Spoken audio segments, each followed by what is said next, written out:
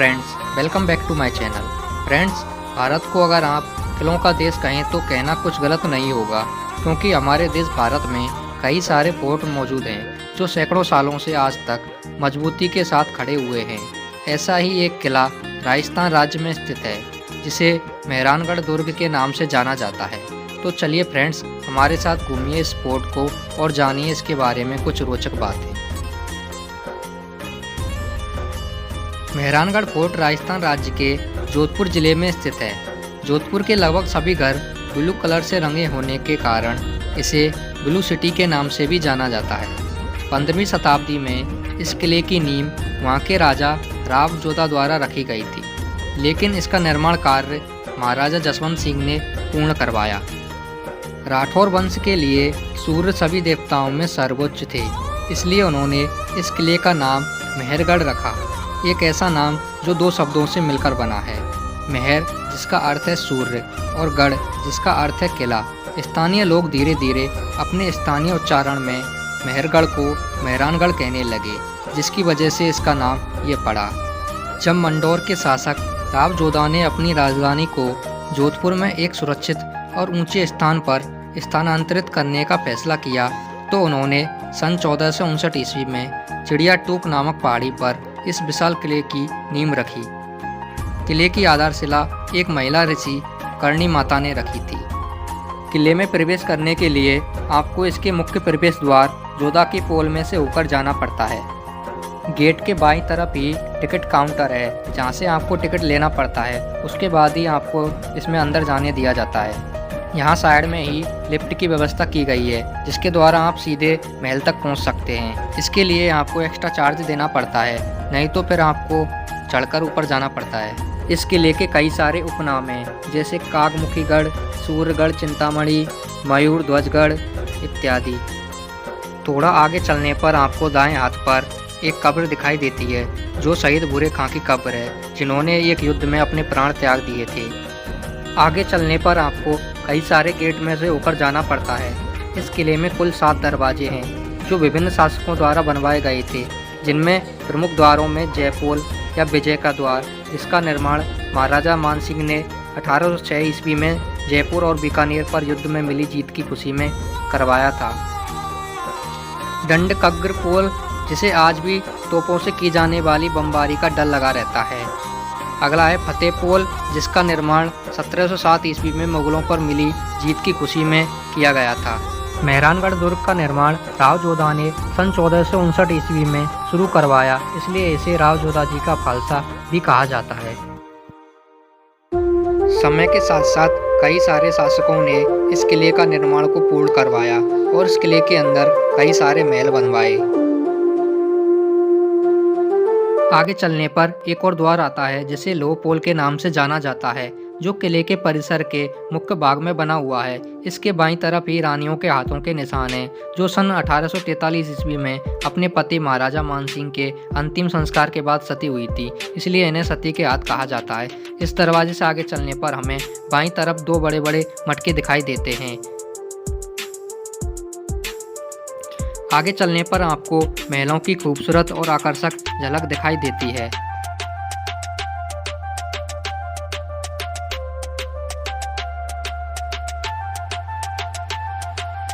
इन महलों में अंदर जाने के लिए आपको एक अगले दरवाजे, जिसे सूरज पोल कहा जाता है, में होकर जाना पड़ता है। इन महलों के कमरों में प्राचीन वस्तुओं की गैलरी बनाई गई हैं, जिनमें प्राचीन वस्तुएं रखी हुई हैं। तो चलिए फ्रेंड्स, देखते हैं इन गैलरियों को और जानते हैं इनके बारे में। सबसे पहले हम हाथी हावड़ा गैलरी को देखने चलते हैं। इस गैलरी में हाथी हावड़ा सीटें, जिन्हें हाथियों की सवारी करने के लिए इस्तेमाल किया जाता था, रखी हुई हैं। इस हावड़ा गैलरी में 18वीं और 19वीं शताब्दी में इस्तेमाल की जाने वाली सीटें हैं। यहाँ बहुत सारी हाथी हावड़ा सीटें रखी हुई हैं, जिनमें चांदी का हावड़ा भी शामिल है, जिसे शाहजहां ने महाराजा जसवंत सिंह को भेंट किया था। इन सभी हाथी हावड़ा सीटों की डिजाइन अलग अलग है, जो आज भी देखने में बहुत ही खूबसूरत दिखाई देती हैं।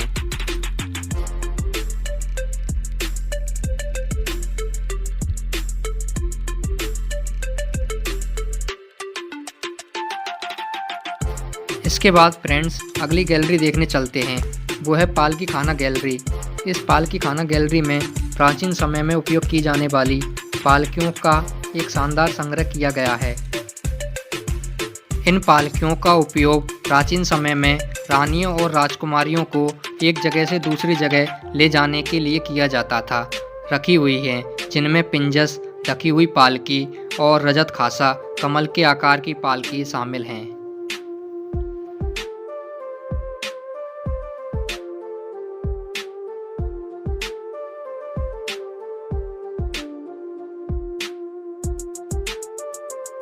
यहाँ प्राचीन समय का एक हुक्का रखा हुआ है जो आज भी शानदार दिखाई देता है। इस दुर्ग में बने महलों की खूबसूरती देखकर रुडयार्ड किपलिंग ने कहा है कि इस दुर्ग का निर्माण तो परियों व फरिश्तों ने कराया है। जैकलिन कैलेडी ने कहा है कि यह दुर्ग तो दुनिया का 8वां अजूबा है।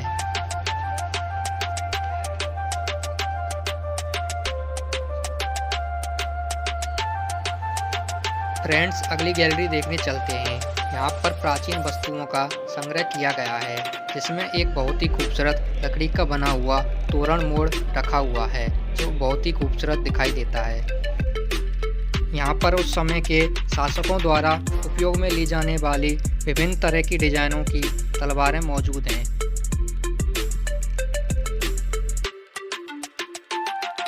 इसके अलावा यहाँ पर कटार, ढाल, टोपा, अंकुश, बंदूकें, चुस्की, चिल्लम व हुक्का स्पाउट, पानदान, कलश, चौपड़ा, कलमदान, संदूकें और प्राचीन हुक्का जो उस समय इस्तेमाल किया जाता था रखा हुआ है, जो आज भी काफ़ी आकर्षक और सुंदर दिखाई देता है।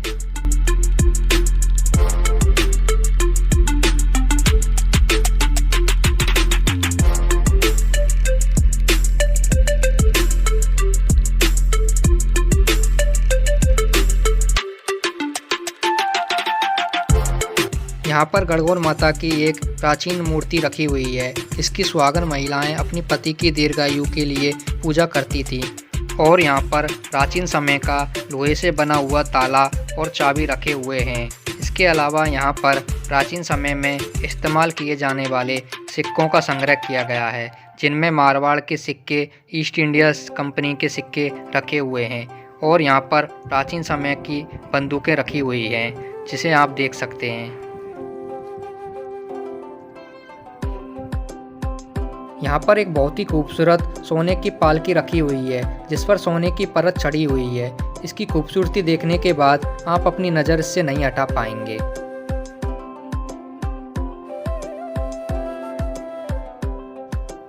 यहाँ बाहर ही एक चौकी रखी हुई है, जिसे श्रृंगार चौकी कहा जाता है, जिस पर उस समय के राजाओं को बैठाकर उनका राज्याभिषेक किया जाता था।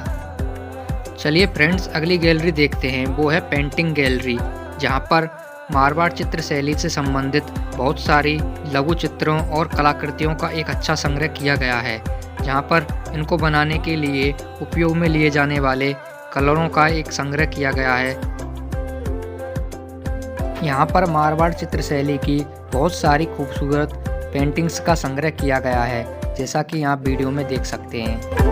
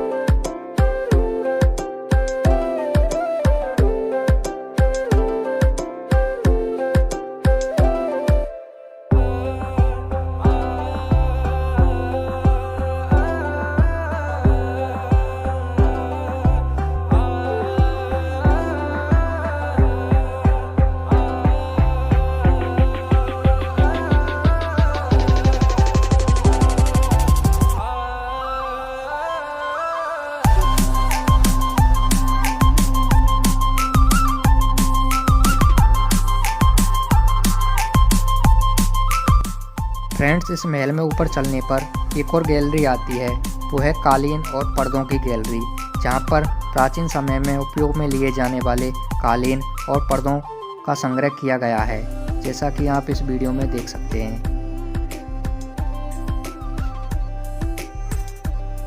इसके अलावा यहाँ पर राजा महाराजाओं को बाहर बैठाने के लिए लगाए जाने वाले टेंट का संग्रह किया गया है।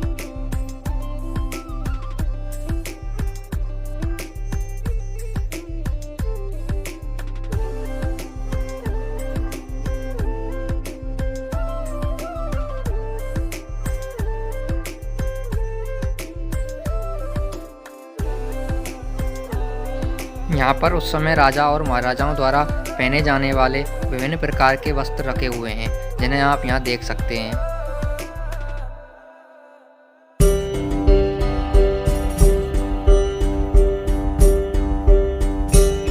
इस किले के अंदर बहुत ही खूबसूरत कई सारे महल बने हुए हैं, जिनमें से यह है शीश महल, जिसे शीशों का उपयोग करके बहुत ही खूबसूरत तरीके से सजाया गया है। शीशों पर की गई शानदार कारीगरी आप यहाँ देख सकते हैं।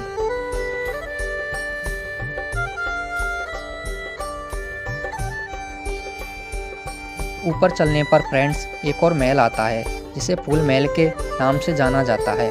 इस फूल महल का निर्माण महाराजा उदय सिंह ने करवाया था। इसकी छत पर अत्यंत ही आकर्षक फूल पत्तियों, राज परिवार के सदस्यों के चित्र, कुल देवी देवता आदि के असली सोने के कार्य से चित्रित करवाए गए हैं। फूल महल असंख्य उत्सवों व आयोजनों का साक्षी रहा है। फूल महल की छत इतनी आकर्षक और सुंदर है कि उसे किसी की भी नज़र ना लगे, इसलिए काले धागों के गुच्छे इसके चारों कोनों पर लगाए गए हैं। इसकी छत पर महाराजा तखत सिंह के 10 राजकुमारों में से 9 के रंगीन चित्र छत पर बने हुए हैं। इसकी उत्तर पूर्व की खिड़कियों के बीच भगवान द्वारकानाथ श्री कृष्ण का सुंदर चित्र बना हुआ है। इस महल में दरबार भी लगते थे और नृत्य की महफिलें भी होती थी, इसलिए इसे नृत्य कक्ष भी कहते हैं। फूल महल के दूसरे गेट से बाहर निकलने पर आपको इस दुर्ग से जोधपुर सिटी का एक बहुत ही खूबसूरत नज़ारा देखने को मिलेगा। इस दुर्ग की छत से आप यहाँ पर जसवंत थड़ा को भी देख सकते हैं।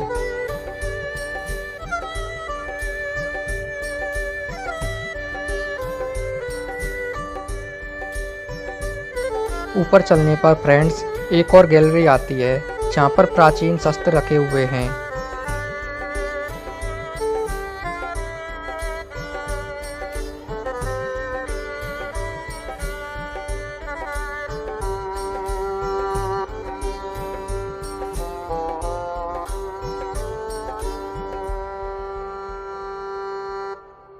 यहाँ पर उस समय युद्ध में इस्तेमाल किए जाने वाले शस्त्रों का संग्रह किया गया है, जिनमें कई तरह के भाले, तलवारें, बंदूकें शामिल हैं, जिन्हें आप यहाँ देख सकते हैं।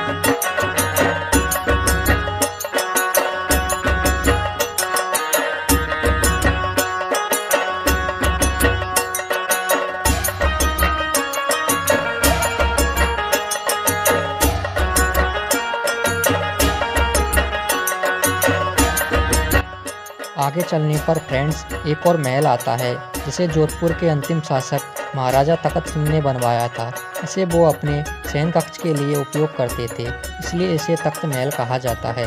इस महल की छत में लकड़ी के बीम शामिल हैं, जिन पर कृष्ण लीला, लोक ढोला मारू आदि जैसे कई चित्रों से सजाए गए हैं। इस महल को सजाने के लिए कई पारंपरिक शैलियों का इस्तेमाल किया गया था। महल की दीवारों पर ऐसे चित्र हैं जिन्हें गीले प्लास्टर से रंगा गया है। इस महल की फर्श पर इतनी सुंदर कारीगरी की गई है कि कोई भी सोच सकता है कि इसकी फर्श कालीन से ढकी हुई है, परंतु ये सिर्फ कारीगरी है। इसके बाद फ्रेंड नीचे चलने पर एक और महल आता है, जिसे सरदार विलास कहा जाता है, जिसमें 19वीं शताब्दी में महाराजा मानसिंह और महाराजा तखत सिंह के राज्यकाल में इसमें बदलाव किए गए थे। यहाँ सरदार विलास के छज्जे पर बनी हुई खिड़की से आप जोधपुर शहर का एक हिस्सा देख सकते हैं, जो बहुत ही खूबसूरत दिखाई देता है। यहाँ पर लगभग सभी घर ब्लू कलर के दिखाई देंगे, इसलिए बिल गेट्स ने इसे ब्लू सिटी कहा है।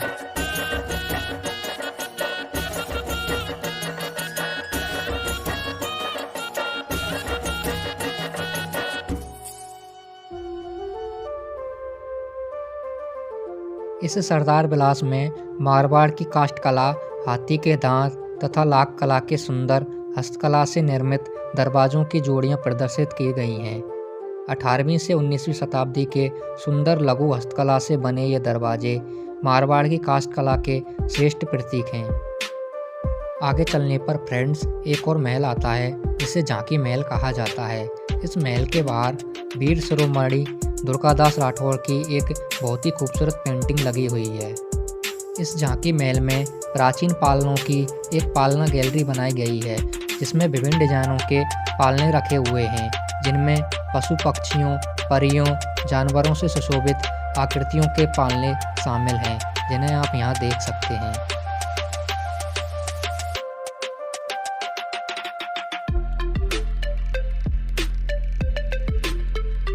यहाँ बाहर ही वीर दुर्गादास राठौर और अजीत सिंह की तलवारें रखी हुई हैं। अजीत सिंह को यह तलवार तेग खान ने भेंट की थी, जिस पर देवनागरी में लिखा है, श्री माता सहाय श्री अजीत सिंह जी तपाए तेग खान 87।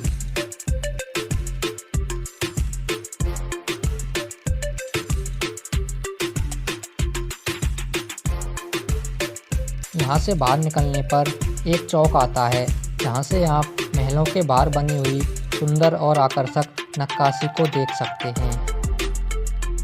चौक के एक साइड में एक बहुत बड़ा महल बना हुआ है जो किले का सबसे बड़ा महल है। इसे मोती महल कहा जाता है। इस महल को महाराजा सूरसिंह के शासनकाल के दौरान बनाया गया था। यह निजी बैठकों के लिए एक बड़ा हॉल है। इसमें 5 छिपी हुई बालकनियां बनाई गई हैं जहां से राजा की 5 रानियां दरबार की कार्यवाही को देखती थीं। यहाँ से आगे चलने पर आप महलों के बाहर बने हुए जाली झरोखों को और पत्थरों पर की गई सुंदर कलाकारी और नक्काशी को देख सकते हैं।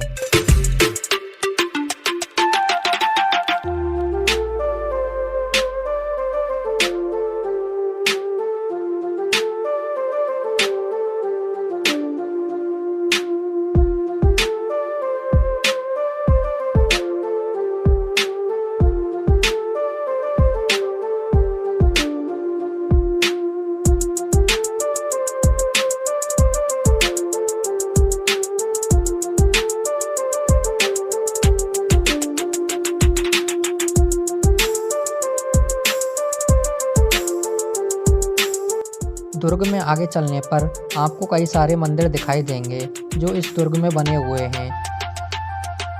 यहाँ बने इस मंदिर में 3 देवी माताओं के मंदिर हैं, जिनमें पार्वती श्री थापना माताजी मंदिर, श्री नागड़ेचिया माताजी मंदिर, सिंगलाज जी माताजी मंदिर आदि हैं। नागड़ेचिया माता मंदिर का निर्माण राव जोधा ने करवाया था। नागड़ेचिया माता राठौड़ों की कुल देवी हैं। वैसे नागड़ेचिया माता का मूल मंदिर नगाड़ा गांव बाड़मेर में है।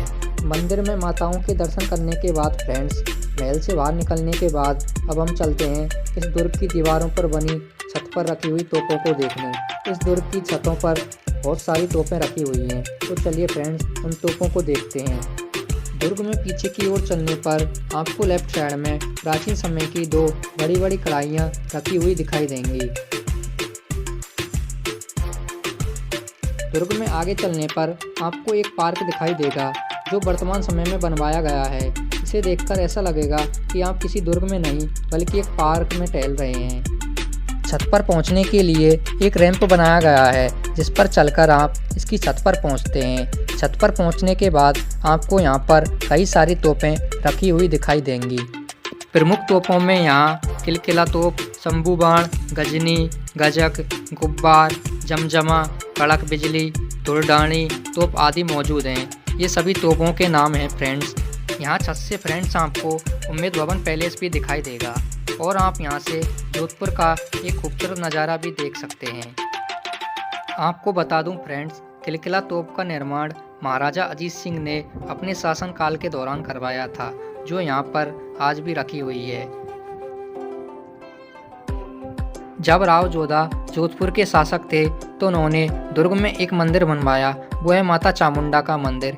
यह दुर्ग में सबसे पीछे की ओर बना हुआ है। तो चलिए फ्रेंड्स देखते हैं इस मंदिर को और दर्शन करते हैं माता चामुंडा के। चामुंडा माता राव जोधा की आराध्य देवी थीं।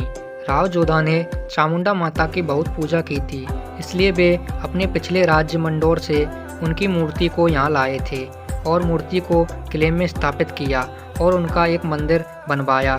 तो चलिए फ्रेंड्स, देखते हैं इस मंदिर को और दर्शन करते हैं माता चामुंडा के।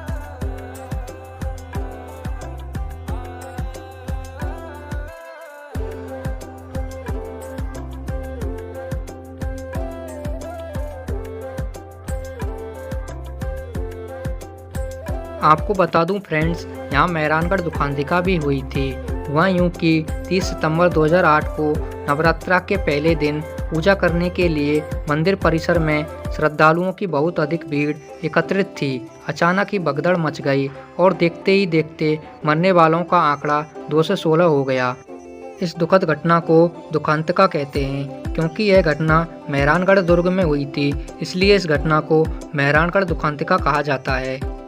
इस दुर्ग निर्माण से संबंधित कुछ कहानियां भी प्रचलित हैं। ऐसा कहा जाता है कि इस पहाड़ी पर चिड़ियानाथ जी नाम का एक साधु तपस्या करता था। जहां राव जोधा ने किले का निर्माण करने का फैसला किया, वहां से उस साधु को उस जगह से हटा दिया। इससे क्रोधित होकर साधु ने राव के परिवार को यह कहते हुए श्राप दे दिया कि उनके किले में पानी की कमी होगी। राजा के माफ़ी मांगने पर साधु ने एक उपाय बताया। उन्होंने कहा कि श्राप को खत्म करने के लिए राज्य के किसी व्यक्ति को अपनी इच्छा से किले के नीचे दफन होकर अपने जीवन की बलि देनी होगी।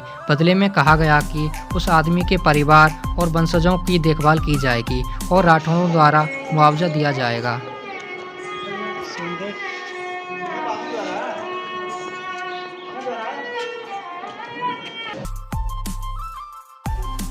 जब राव जोधा उस व्यक्ति को ढूंढने में विफल रहे, तब राजा राम मेघवाल नाम के एक व्यक्ति अपने प्राणों की आहुति देने के लिए आगे आया। तब राजा राम मेघवाल को एक शुभ दिन और एक शुभ स्थान पर जिंदा दफन किया गया ताकि मेहरानगढ़ किले की नींव रखी जा सके। तो फ्रेंड्स, आज के लिए बस इतना ही। उम्मीद करता हूँ वीडियो आपको अच्छा लगा होगा। तो फ्रेंड्स, अब आपसे मुलाकात होगी ऐसे ही किसी नए वीडियो के साथ।